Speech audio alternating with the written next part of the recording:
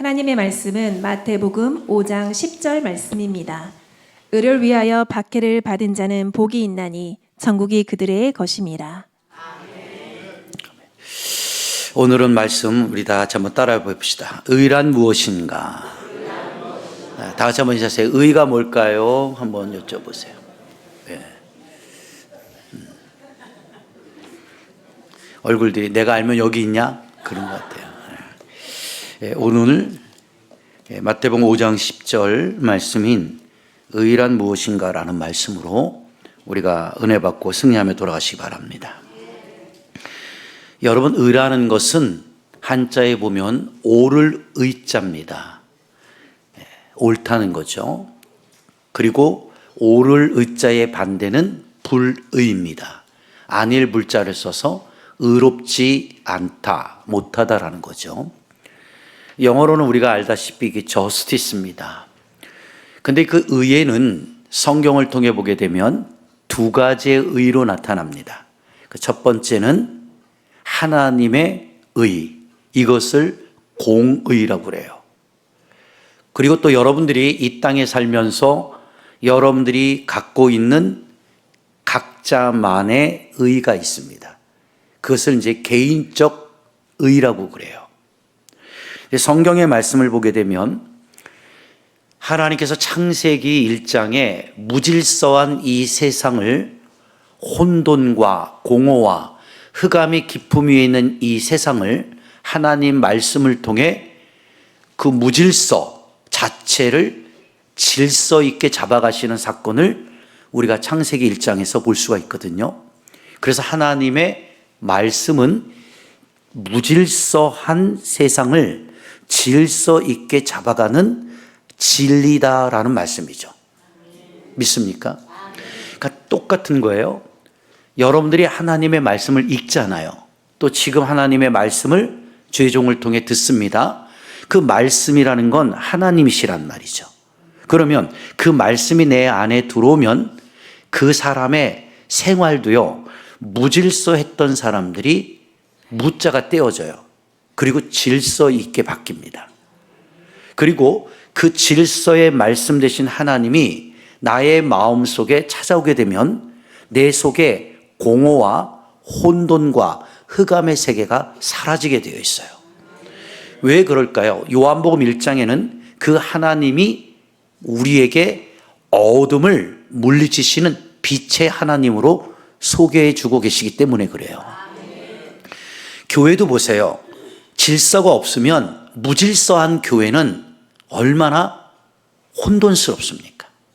사회도 무질서한 사회는 혼돈스러울 수밖에 없어요. 가정에서도 질서가 없어요. 그러면 옛날에 어른들이 그랬어요. 사람들이 위도 없고 아래도 없으면 뭐래? 콩가루 집안이라 그랬다. 응? 그러니까 이게 질서가 사라지면 진짜 막대 먹은 집안이 되는 거예요. 왜 하나님이 목사님을 세우고 다음에 장로님들을 세우고 권사님들을 세우고 이렇게 재직들을 세웠을까? 그건 질서예요. 원래 모세가 이 질서에 대한 그 법을 잘 깨닫지 못했어요. 그런데 이스라엘 백성을 애굽에서 출애굽시켜가지고 이제 하나님이 약속하신 적과 꿀인 이 가나안을 향해 가지 않습니까? 근데 분명 애굽으로 내려갈 때는 요셉과 함께 그의 가족들이 약 70인명밖에 되지 않았거든요. 근데 400년이 지나면서 남녀노소 할 것 없이 200만 명으로 인구가 증가가 된 거예요. 그러면 모세는 1이고 지금 이스라엘 백성은 200만이에요. 근데 그 200만을 모세가 어떻게 혼자 다스릴 수 있겠냐는 거죠. 그 200만 명의 자유분방하고 자기 멋대로인 사람들을 모세가 아무리 능력이 많다 할지라도 그들을 질서 있게 끌어갈 수가 없는 거예요. 맞죠? 그래서 이스라엘 백성을 광야로 인도해 갈 때 너무 힘든 거예요. 옆 사람 보고 인사 한번 할까요? 당신 같아서 힘든 거야. 이게 우습지 않은 소리지만요, 사람이요 편한 것 같아도 사람은 절대 편하지 않아요. 내가 편해야 편한 게 나오지 내가 불편하면 불편함이 드러나요. 그런데 그게 한 사람이 아니라 200만 명이라고요. 200만 명이 나 이거 싫어. 나 이거 못하겠어. 이 말 한마디 컴플레인을 하기 시작하면요. 걷잡을 수 없거든요. 그래서 하나님이 이스라엘 백성들을 광야에서 40년 동안 훈련시킨 가장 여러분들 전공 과목이 뭔지 알아요? 불평하지 말라는 거예요. 제발 입 좀 다물어라. 너희들은 어찌하면 그렇게 입만 열면 감사가 없고 원망과 불평이 그렇게 난무하게 쏟아지느냐. 자꾸 그렇게 하면 이스라엘 하나님의 백성으로 하나님의 군대가 될 수 없다는 거죠. 그래서 하나님이 제일 싫어하는 사람이 누굴까요? 그게 바로 불평하는 사람이에요. 불평하는 사람. 자꾸 원망하는 사람. 무엇인가를 탓하는 사람. 이것이 그 사람 마음속에 하나님의 말씀의 진실, 그 진리가 질서가 잡혀지질 않으니까 생각이 무질서하고 말도 무질서하고 행동도 무질서한 거예요. 그럼 우리가 이 출애굽기 과정을 통해서 40년의 여정을 보면요. 하나님 앞에 혼나는 게 뭡니까? 더우면 덥다고 불평, 추우면 춥다고 불평, 목마르면 목마르다고 불평, 배고프면 배고프다고 불평. 불평이 끝나지가 않잖아요. 그래서 하나님이 이스라엘 백성의 그 잘못된 버릇을 고치게 하시려고 계속해서 연단하는 거예요. 연단. 여러분 꼭 기억하세요. 성경을 보면요. 여러분의 가문과 여러분의 인생, 여러분의 사업, 여러분의 생활이 열려지는 때가 있어요. 그게 언제인 줄 압니까? 어느 날부터 내 입에서 감사가 나오기 시작해요. 일을 해도요. 옛날에는 아유 짜증나. 아유 하기 싫어. 난 못할 것 같아. 아 왜 난 이런 걸 해야 돼. 그렇게 하는 일은 절대로 능률이 오르지 않죠. 그런데 내가 건강하고 내가 일할 수 있는 직장이 있고 터전이 있어요. 얼마나 감사합니까?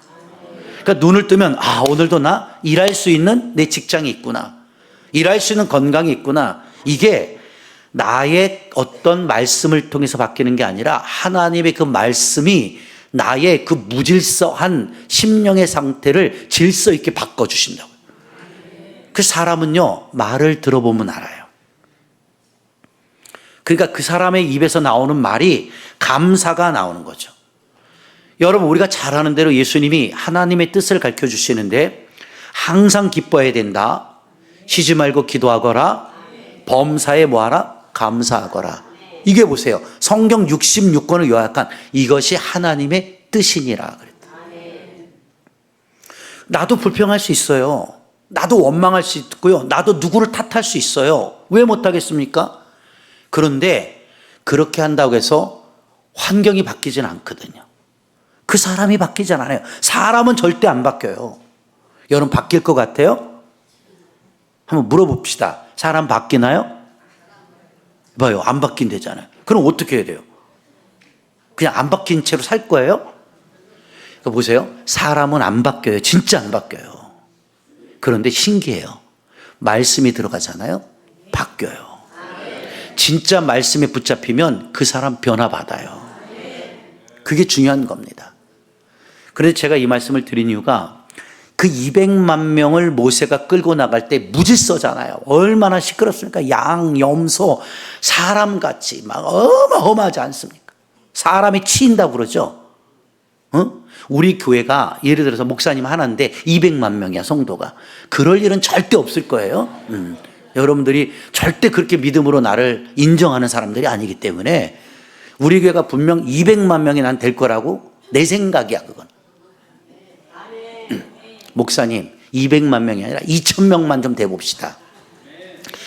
2,000명 되는 교회 가봐도요, 정신없어요. 사람이 치입니다. 치여요. 이해가 되죠? 근데 모세가 200만 명을 광야 교회에서 끌고 나갈 때 얼마나 힘들었겠어요. 훈련되지 않고 다듬어지지 않고 애굽에서 400년 넘도록 자기 멋대로 산 사람들을 하나님의 법과 질서를 따라가게 만들려고 하나님의 인도하심을 따라 그들을 끌고 갈 때 그들이 쉽게 고분고분하게 할렐루야 아멘하고 순종하며 따라올까요? 여러분들 속에는요 400년 동안 여러분들 마음대로 산 이 유대인들과 같은 세속적이고 자기중심적이고 이기적인 그러한 무질서의 삶과 생활이 습관화된 사람들이 여기 다 앉아 있는 거예요. 내가 아무리 설교를 잘해도 내 말에 뭐 여러분들이 알겠습니다 목사님 착착착착 따라줄 것 같습니까? 전 그거 꿈도 꾸질 않아요. 그래서 여러분들이 난 자식들도요 키워보면 아는데 다 똑같이 말합니다. 부모 저 새끼 지혜비 닮아갖고 정말 말 더럽게 안 들어 처먹는다고. 내가 난 자식도 말 안 들어 처먹어요. 그래서 성경에는 뭐 하는 거예요? 순종해라, 말 좀 들어라. 그게 하나님 가르침이잖아요. 옆 사람 보고 인사할래요? 그만 뺀질거리고 말 좀 들어라 이놈아. 말 들어요 안 들어요? 안 듣죠. 보세요. 마음과 생각이 삐딱해지면요 말씀이 절대 안 들어옵니다. 자식도요 마음을 내려놓고 마음을 오픈하면은요 어머니 아버지가 한 말이 그때는 좀 섭섭했는데 시간이 지나 보니까 그게 맞았어요. 맞아요 안 맞아요? 지금도 우리 어머니도 이제 80이 다 되셨지만 지금도 저한테 그래요. 가끔가다 예 지발 내 말 좀 들어라. 어쩜 너는 그렇게 네 말만 하냐? 그럼 전 이렇게 얘기해요. 엄마 내 말만 하는 게 아니고 내가 듣잖아 엄마 말만 하는 거야. 자꾸 나한테 강요하려고 하지 마. 이러니까 말을 하다 보니까 싸우더라고. 그러니까 나중에는 부모님들은 이렇게 마무리를 쳤습니다. 이놈아 내가 너 잘 되라고 그러지 남 잘 되라고 하는 말이냐? 아이고 됐다 그리고 가더라고. 그게 참 불편한 잔소리 같아요. 그런데 그 뒤에 딱 못을 박는 말이 있어요. 뭔지 알아요? 엄마가 살아있으니까 이놈아 그래도 이 말 해주는 거요. 나 죽어봐라 이놈아. 너한테 누가 좋은 말 할 사람이 있는지. 네 옆에 다 처맞는 놈들만 있고 누가 너를 제대로 봐주고 너를 누가 제대로 찔러줄 사람 있을 것 같아? 근데요 이게 맞아요. 안 맞는 거 아니거든요. 근데 아직 살아계시니까 그게 안 와닿는 거예요. 죽으면 늦게 깨닫는 거죠. 여러분도 마찬가지예요. 목사님이 하나님 말씀을 갖고 부모님이 자식을 양육하듯 야기하잖아요. 이거 안 된다. 하지 마라. 그렇게 하면 안 된다. 하나님 뜻에서 안 들어요. 근데 여러분들이 언제 듣는 줄 알아요? 죄송해요.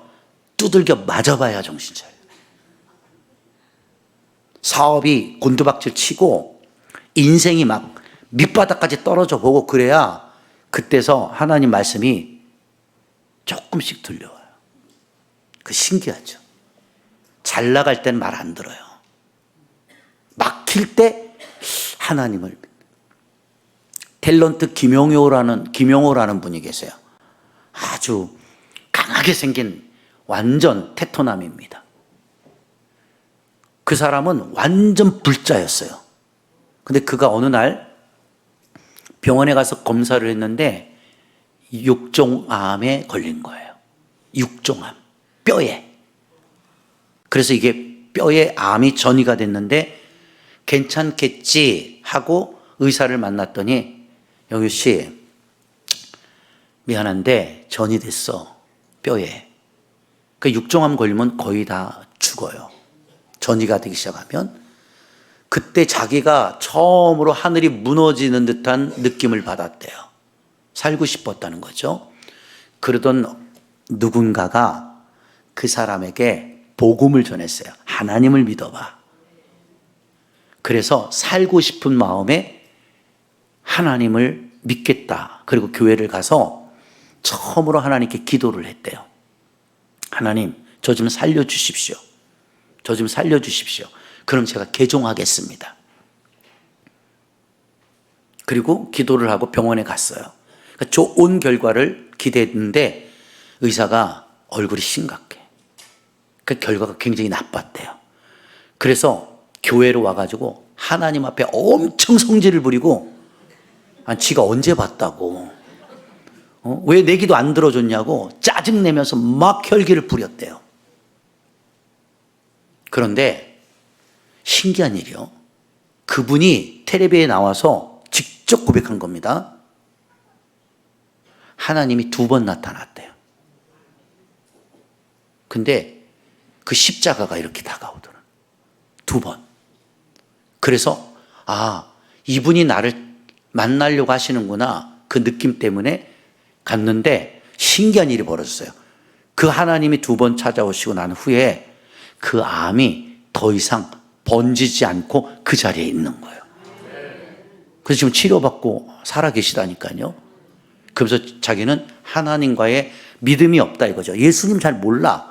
근데 날 살려주시면 내가 하나님 믿겠다고 했으니까 그 의리를 지키려고 열심히 교회 다닌다는 거예요.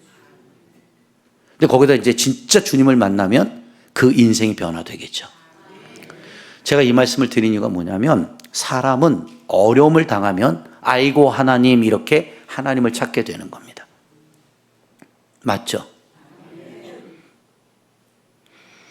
제일 지혜롭지 못한 사람이 그런 어려움을 당하는데도 하나님을 안 불러요.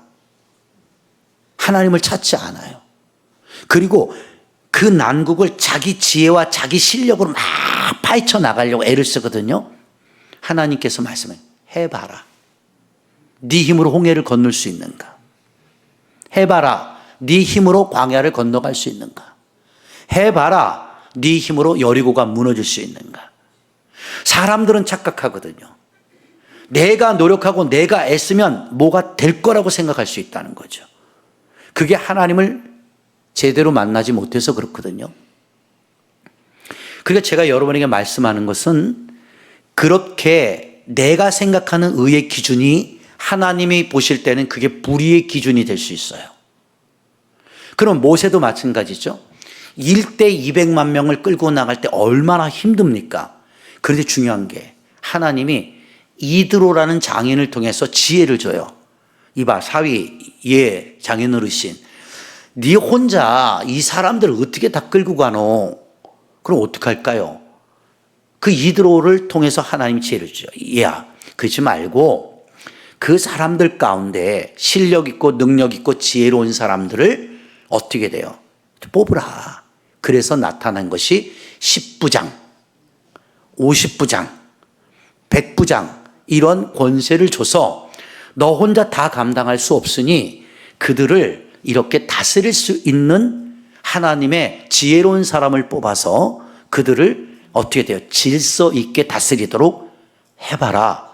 그래서 광야에서 모세가 그 장인 이드로의 지혜를 빌려 이제 질서 있는 조직을 개편하기 시작하는 겁니다.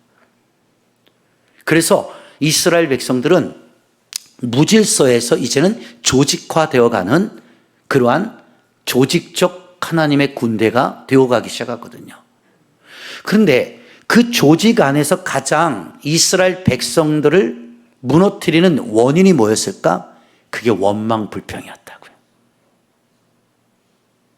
우리나라가 정치적으로 어렵잖아요. 경제적으로도 어려워요. 왜 그럴까요? 백성들의 말을 들어보세요. 다 원망 불평입니다. 대통령을 잘못 뽑아서 뭐 누가 잘못돼서 뭐가 정치 얘기만 하면요 눈 뒤집고 싸우려고 그러고요 멱살 잡고요 나하고 생각이 틀리면요 좌파 우파 나누고 막 모가지 막 흔들려고 그러고 이게 국민들이 다 분열됐잖아요. 3.1절이잖아요. 우리나라가 8.15 광복을 통해서 이 자유의 대한민국 민주주의 국권을 되찾는 은혜의 날인데 보세요. 이 대한민국이 3.1절을 통해 볼 수 있는 게 뭔지 알아요? 그렇게 흩어져 있고 분산되어 있던 하나님의 백성들이 3.1절을 기점으로 하나가 되잖아요. 대한독립 만세. 이 하나가 될 때 하나님의 역사가 나는 거예요. 그런데 하나님이 8.15 광복을 통해서 어떻게 돼요? 자유와 해방과 은혜를 주셨는데 얼마 안 가갖고 이 나라가 무풍지대에 빠집니다. 그렇죠? 무정부 상태에 빠져요. 그래서 여러분들 아시다시피 이승만 건국 초기 대통령을 통해서 나라를 건립하시고 국권이 세워지는데 국민들이 나눠지잖아요. 또 그렇죠? 그러다 보니까 6.25 동란이 일어나가지고 또 전쟁을 통해서 이 나라가 지금 나눠져 있고, 이게 보세요. 이 역사적 배경을 보면요, 원망 불평하면요 나라도 찢어져요. 그리고 국민이 나눠져요. 아, 이것이 비단 성경에서만 가르쳐 주는 게 아니라 원망 불평하는 나라는 망합니다. 여러분들, 성경에 왜 범사에 감사하라고 그랬을까요? 모든 것에 감사하셔야 돼요. 한번 인사하세요. 감사로 바꾸세요. 감사로. 알겠습니까? 여러분, 사람과 짐승이 다른 점이 뭔지 알아요? 짐승은 감사할 줄 몰라요. 짐승은요, 아무리 주인이 사랑을 주고 밥을 주고 그래도요, 그때 자기가 좋을 때만 꼬리를 치고 막 그냥 애교를 부리지, 밥그릇 갖다 놓고 밥 줄 때 그 옆에 가서 손을 넣게 되면은 주인한테도 내 밥 손대지 마 이런단 말이에요. 그렇죠? 근데 사람은 그러지 않죠.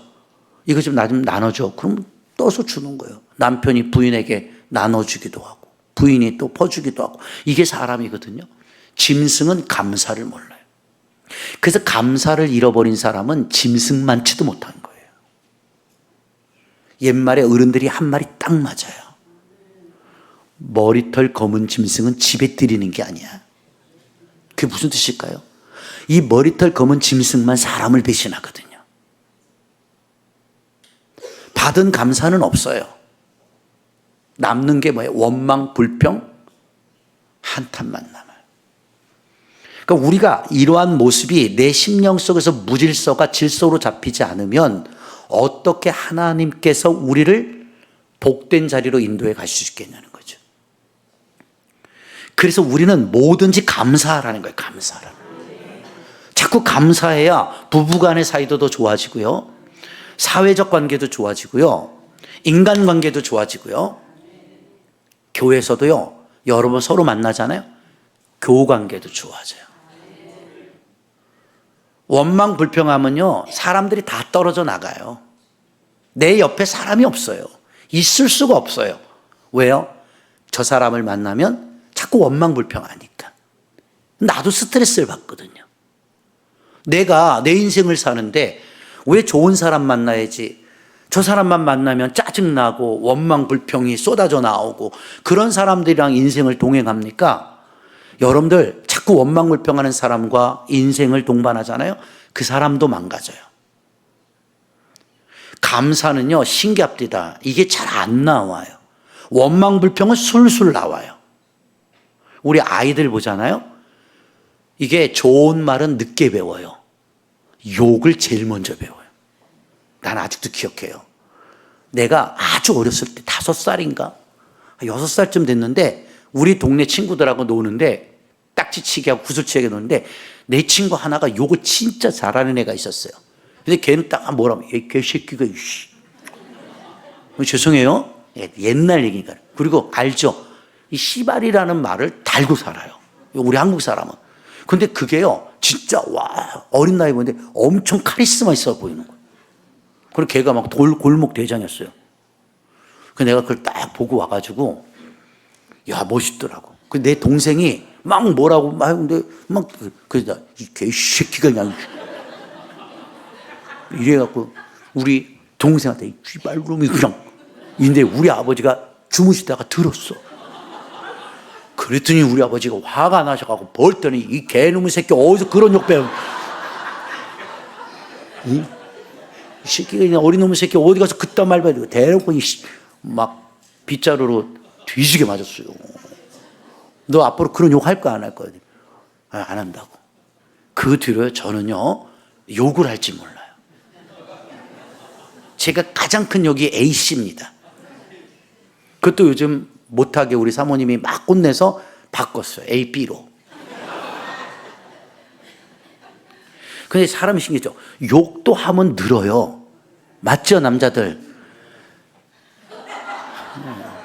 우리나라 한국 사람들은요, 참 그 신기한 게요.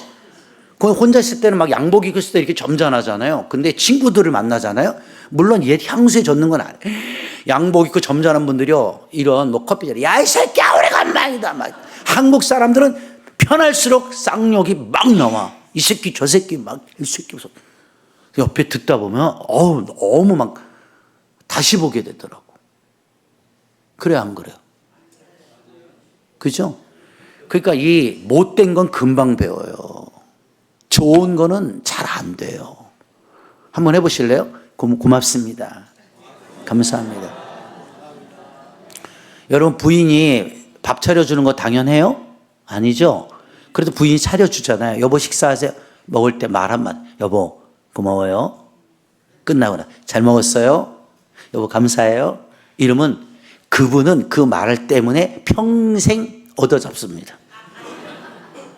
먹으면서 짜니 시니 싱겁니 뭐 그냥 밥 다 걷어가 버립니다. 네가 해먹어 이래 버립니다. 이게 말 한마디로 천냥빚 갚는다는 말이 맞아요. 저도 설교는 이렇게 멋지게 하는데 그게 잘 안 될 때가 있다고. 여보 좋지 그런데요. 좋아 이러면 되는데 말이 안 나요. 우리 집사람이 저한테 그래요. 당신은 아직도 고쳐될지 뭐냐. 감정을 물어보면 얼음이 된대. 예를 들어서 여보 나 오늘 이뻐 그러면 이뻐. 이거 뭐 어려워요? 그냥 막 좋다가도 나 이뻐 그러면 갑자기 멈춰요. 그리고 그 말이 막 거슬려요. 지가 이쁜데 자꾸 이쁘다고 뭐 하자는 거 확인하자는 거야. 갑자기 극티가 됩니다. 그래서 안 해줄 수는 없고 그래서 이렇게 말하면 그냥 이뻐. 이게 여자가 그렇게 좋겠냐고요. 한번 해봐요 남자들 옆 사람 보고 너무 이쁘다.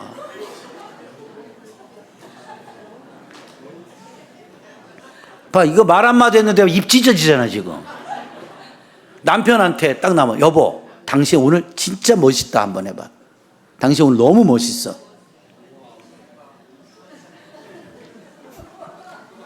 남자들 이 감정이 망가진 사람들 이렇게 말하죠. 남편이 오늘 당신 왜 돈 떨어졌냐? 이러니까 싸우는 거야. 그러니까 내가 너랑 무슨 말을 하겠니? 이렇게 되는 거예요. 이 공유가 안 되잖아요. 말씀도요 제가 이렇게 전하잖아요. 왜 아멘 하는 줄 알아요? 그게 공유가 되는 거예요. 근데 말씀 여러분이 제가 가끔 이렇게 재밌게 하는 이유가 뭐냐면 저도 성경만 할 수 있어요. 한번 해볼까요? 근데요 성경이 하나님 말씀이지만요 성경은요 생활 실천 신학을 요구하는 행동 강령입니다. 제가 왜 자꾸 생활 설교를 가끔 많이 하는 줄 알아요? 생활이 바뀌질 않으면 그 성경의 말씀은 위선인 거예요. 말씀을 읽고 듣고 배우는 게 뭡니까? 생활이 바뀌어야죠. 내 인생이 바뀌고 내 인격이 바뀌고 내 태도가 바뀌어야죠. 제가 그랬잖아요. 산상수훈이 8복이잖아요. 8가지의 복을 하나님 예수님께서 강론했잖아요. 그게 영어로 뭐라고 그랬어요? Beautiful attitude예요. attitude가 뭐예요? 자세, 태도예요.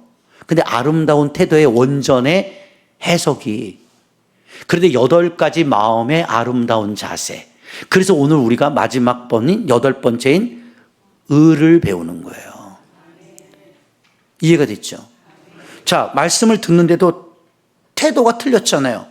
그러니까는 그게 뭐예요? 그 사람은 안 바뀌어요. 자, 한번 예를 들어볼게요. 아버지가 얘기를 해요. 저한테. 나하고 얘기 좀 해. 왜요, 아버지? 뭐, 빨리빨리 말씀하세요. 웃잖아요. 이거는 상상할 수 없는 일이죠. 그래, 안 그래요? 저기 우리 사위도 요즘 교회에 나와 있지만 어저께도 밥을 먹는데 제가 한 소리를 했어요. 아버지들 딱 이제 장인도 있고 아버지, 그러니까 나하고 사돈도 계시고 밥을 먹는데 식당 나왔어요. 근데 밥이 나오자마자 자기가 먼저 막 먹더라고. 근데 내가 야 이놈아 아버지가 숟갈도 안 들었는데 아버지들이 너부터 그렇게 배고프다 퍼먹으면 되겠냐? 드시죠. 아니 귀엽지만 이제 그런 걸 가르쳐 주는 거죠. 식탁에서 예법이 있으니까. 그렇죠? 쩝쩝거리고 예를 들어서 먹지 마라. 흘리고 먹지 마라. 먹는 거에만 너무 집중하지 마라. 배려하면서 밥도 먹어라. 이런 거를 부모가 가르쳐 주질 않으면 죄송하지만 어디 가서 그렇게 밥을 먹으면 애가 못 배운 애야. 이런 소리 들으면 기분 나쁘잖아요. 아버지니까 가르쳐준 거야. 야, 부모님이 숟갈 든 다음에 자, 먹어라. 예. 이리 되네. 이게 예법이란 말이에요. 예법. 식탁 예법.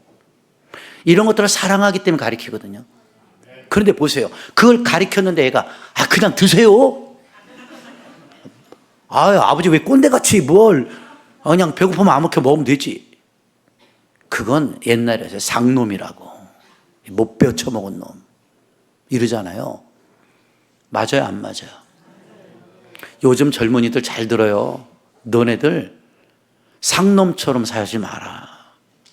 아무리 MZ 세대고 개인주의가 발달된 세대지만 어른을 공경하고 위아래를 잘 분별하고 배려할 줄 알고 섬길 줄 알고 어른들 보면 인사할 줄도 알고 이게 너희들의 인생을 행복하게 만드는 거야.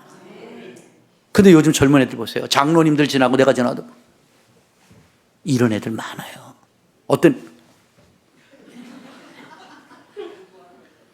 제가 여기 와서 성격이 많이 죽어지고 착해져서 그랬죠. 도남동 했을 땐 제가 어떻게 할래? 너 이리 와봐 이래요. 너 인사 다시 해. 예? 너 내가 이게 보이냐?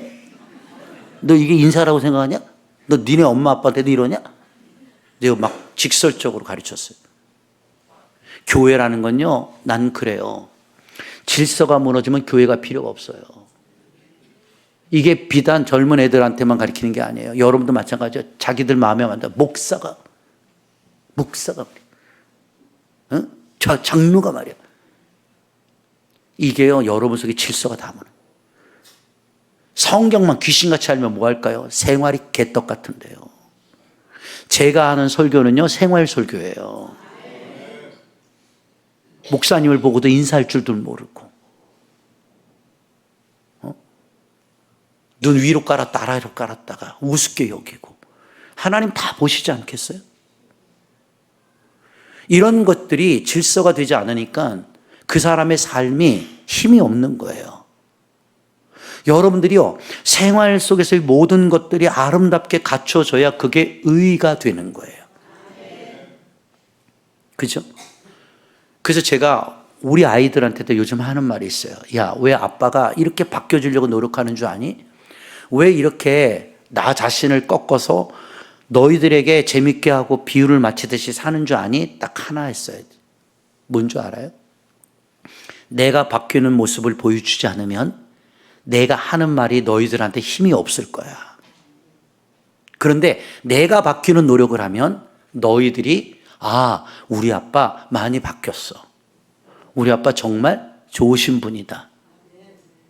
그리고 우리 사위도 그러더라고. 처음에 봤을 때는 아빠를 되게 나를 힘들어했대. 지금은요, 아버지 너무 좋아해요. 그리고 제가 하는 말을 자꾸 따라 순종하려고 해요. 왜요? 우리 딸이 그러더라고. 아빠, 우리 신랑이 아빠 되게 좋아해. 왜 좋아한다니 기분 나빠요? 그게 왜 그럴까요? 내가 생활 속에서 그렇게 살려고 보여주는 거예요. 신학 중에 가장 힘든 신학이 그래서 실천 신학인 거예요. 대학교 나오고 석사 받고 박사 받는 거, 그건요, 시간 투자하고 돈 투자하면은 다 따요. 그러나 생활 실천 신학을 생활 속에 옮기는 건 절대 쉬운 게 아닙니다. 나를 꺾어야 되고, 나를 부인해야 되고, 나를 헌신해야 되고, 내가 낮아져야 되고, 내가 넓어져야 되고, 이게 나를 바꿔간다는 게 절대 쉬운 게 아니에요. 그래서 저는 자신 있게 얘기해요. 아들들한테, 사위한테도. 아빠 60이 다 돼가는데 나 솔직히 고백한다. 나 이렇게 고친 거 3년밖에 안 돼. 미안하지만. 왜 그럴까요? 저는 암 걸리기 전에는, 암 안 걸렸을 때는 그런 마음이 별로 없었어요. 강하니까.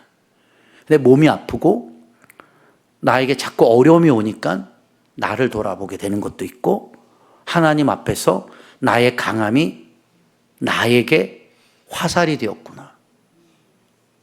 그 강함이 나를 죽이는 거야. 그걸 깨닫게 됩니다. 그래서 자꾸 놓는 거예요. 제가 설교도 자꾸 이렇게 차근차근 조용조용히 하는 얘기예요. 옛날에 하나님께서 여러분들이 왜? 지금도 할 수 있어요. 근데 왜 그런 줄 알아요? 그렇게 강하게 설교해도 여러분들이 안 바뀌더라고요. 근데 차근차근 조용조용 부드럽게 설교를 해도 깨닫는 사람은 깨달아요. 다 같이 한번 인사해 볼래요? 실천 신학하세요. 말만 100만 불이고 행동은 1불짜리 신앙 갖지 말고. 말은 그럴듯하죠. 말은 믿음이 있고 말은 멋지고 말은 너무너무 화려한데 생활을 보니까 어머 저 사람 말하고 다르네. 이러면 안 된다 얘기죠. 우리가 완전해질 수는 없어요. 그러나 하나님의 형상으로 창조된 인간이 하나님을 닮아가려고 노력하는 거죠. 그래야 옆 사람도 감동을 받는 거예요. 저는 거꾸로 생각하거든요. 내 부인도 감동 못하고 내 자식도 나의 생활에 감동을 받지 못하는데 내가 여러분들에게 뭐 어떻게 감동을 줄 수 있겠습니까? 저는 그때 깨달은 거죠. 내가 목회를 30년 넘게 했는데 내가 위선적으로 할 때가 많았구나. 내 가족 안에서는 진짜 그쵸? 헤롯 대왕처럼 살면서 때로는 연산군처럼 폭군처럼 행동하면서 교회 와서는 성도들에게 사랑해요. 뭐 괜찮아요. 남들한테는 자상하고 부드럽게 보여주는데 집에만 오면은 쥐잡돌이 하고 말이야. 이런 것들이 가족들이 볼 때는 얼마나 위선이었겠냐 말이죠. 그래서 저는 제일 가슴 아픈 단어가 지금도 기억나거든요. 여보, 왜? 당신 그냥 강대상에서 살자. 강대상에서. 당신 강대상에 있을 때가 제일 멋있어. 내려오면 아니라는 거지. 근데 이런 것들이 별로 마음에 안 와닿단 말이에요. 근데 지금은 강단에 있든 집에 있든 늘 코람데오 하나님 앞에 있다라는 마음으로 그냥 내가 완전하진 못하지만 하나님의 사랑을 실천하며 살아보려고 애를 씁니다. 교회라는 건 그런 것 같아요. 사람 수가 2,000명이 됐다? 하나님 관심 없어요. 하나님의 관심은요, 질서 있는 사람들. 그 말씀에 순응하고 순종하고 여러분들 하나님의 말씀 앞에 따라갈 줄 아는 겸손한 자들을 하나님은 찾고 계시는 거예요. 믿습니까? 그래서 오늘은 이 마지막 설교의 전편이기 때문에 제가 쉽게 설명을 해드리고 다음 주부터는 성경의 그 의의 깊이를 좀 다룰 거예요. 그러면 제가 이제 마지막으로 여러분의 부탁을 드릴게요. 그 의라는 기준이 나의 기준이잖아요. 왜 저와 같이 좌충우돌하면서 충돌하면서 힘들게 인생을 살았을까? 그게 답이 하나예요. 뭐냐? 나의 기준법이에요. 난 아빠잖아요. 난 남편이잖아요. 나보다 더 높은 사람은 없는 거예요. 고로 나는 법인 거예요. 내가 왕인 거예요. 그러니까 뭐예요? 부인도 내 말을 들어. 딸 자식도 아들 자식도 내 말을 들어야 된다. 이것이 뭐예요? 자기 기준의 권위적 의였단 말이에요. 그러니까 내 말에 따라주지 않으면 이건 뭐예요? 불충인 거죠. 그래서 힘으로 위압을 하는 거죠. 남자들 특히 돈으로 위압할 때 있거든요. 너 그러면 돈 안 준다? 월급 안 줘? 이렇게 돈의 힘으로 눌러버리는 거죠. 자식들도 마찬가지죠. 그런 가정이 행복할 수가 없어요. 제가 작년부터 회개한 것 중에 하나가 뭔지 알아요? 제 친구 목사가 교회가 되게 어려워요. 근데 저하고 되게 친하거든요. 그런데 전화가 왔어요. 제가 옆에 있는데 따르릉 그래서 딸이 셋이에요. 아들이 둘이고 그분은 5명을 낳았어. 국가 유공자입니다. 애국자예요 진짜. 근데 딸이 전화를 하는 거예요. 아빠 어디야? 이게 들리는 거죠. 아빠 지금 목사님들하고 운동 끝나고 있는데 왜? 그러니까 아빠 이거 어저께 아빠가 사온 거 우리 지금 먹으려고 하는데 아빠 언제 들어와? 몇 시 들어와? 아빠랑 같이 먹으려고 나 기다리고 있는데. 아, 아빠 늦을 것 같아. 그러면 어떡해? 딸 그냥 너 먹어. 그러니까 우리끼리 먹어도 돼? 근데 아빠 안 먹으면은 좀 그런데. 그래. 너 먹어. 그러니까 알았어 아빠. 이따가 조심히 와. 사랑해. 이러는 거야. 내가 옆에 귀에. 근데 그게 갑자기 뭉클거리는 거야. 그래서 나도 우리 딸이 보고 싶어서 전화를 했어. 우리 딸 바빠. 이거 내지는 아니 몰라 나중에 얘기해 끝. 이게 이러니까 내가 마음이 막 너무 실망이 되는 거예요. 너무 실망이 되는 거야. 그래서 내가 어느 날 물러나고 얘기를 했어. 야, 너는 그렇게 무뚝뚝한 거 싫어하면서 왜 너는 엄마 아빠한테 그렇게 무뚝뚝하게 전화를 받냐. 나도 딸인데 오빠 뭐 어쩌고 이러고 싶어. 그랬더니 우리 딸이 날 딱 쳐다보면서 한마디 하래.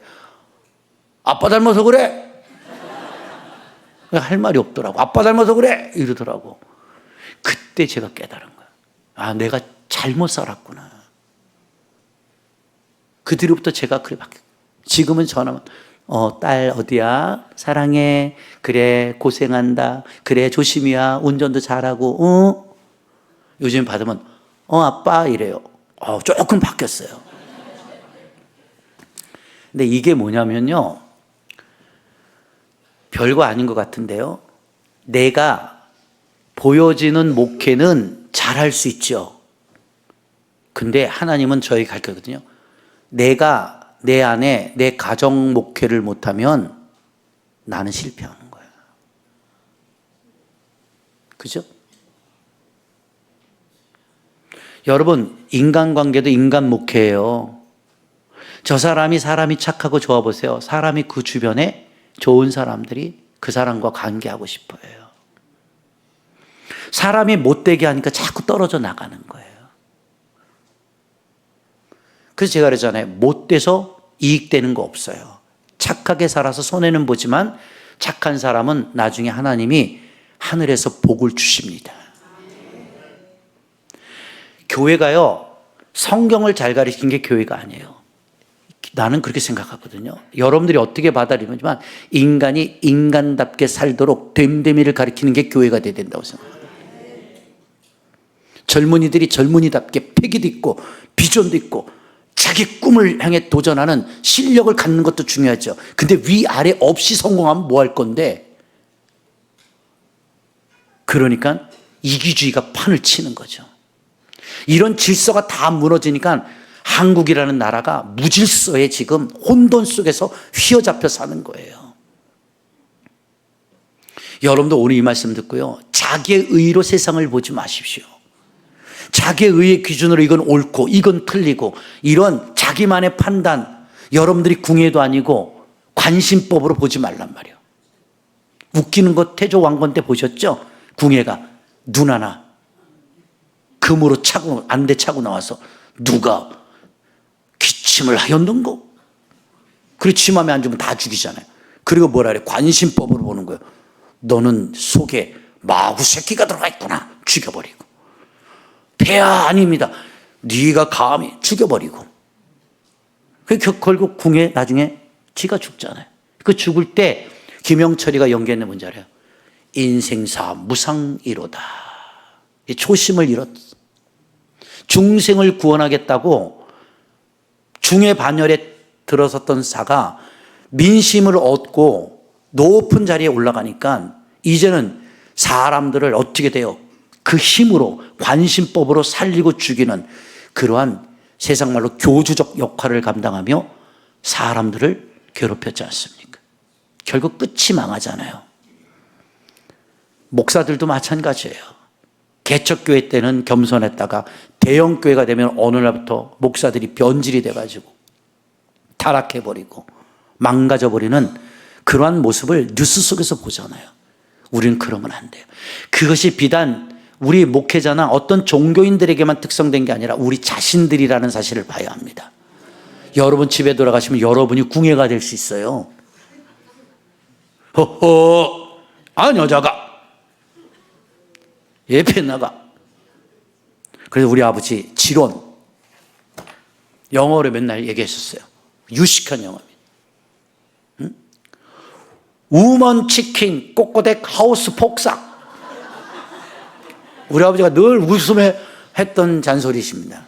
어머니한테. 암탉이, 알죠? 우먼 치킨. 암탉이 꼬꼬댁! 자꾸 소리가 나오면 하우스, 집안이 폭삭. 그 여자 말이 담장을 못 넘게 했다고. 에이, 우리 아버지 한마디로 우리 어머니 잡았어. 에이, 이러면 그냥 나도 한마디 해볼까? 이러면 끝나는 거예요. 그 나도 우리 아버지한테 배워서 우리 집에서 써먹어봤어요. 우리 집사람이 뭐라 이랬더니 우리 집사람이 어디서? 다시 해봐. 어디서? 이렇게 그대로부터 꼬리 내렸어요. 웃기는 소리 같지만요, 여러분, 자기의 의로 세상을 보지 마시고요, 하나님의 의로 세상을 보십시오. 자기 기준으로 사람을 판단하지 마십시오. 하나님의 의의 기준으로, 사랑으로 바라보십시오. 맞고 오름에 목숨 걸지 마시고요, 여러분들 또한 틀릴 수 있다는 걸 인정하셔야 돼요. 그래야 사람이 겸손해져요. 진정한 진정한 신앙생활은 생활의 변화입니다. 그 생활은 말, 생각, 행동, 마음가짐, 태도, 그것이 바뀌지 않는 한 하나님은 우리에게 절대 복 주지 않으세요.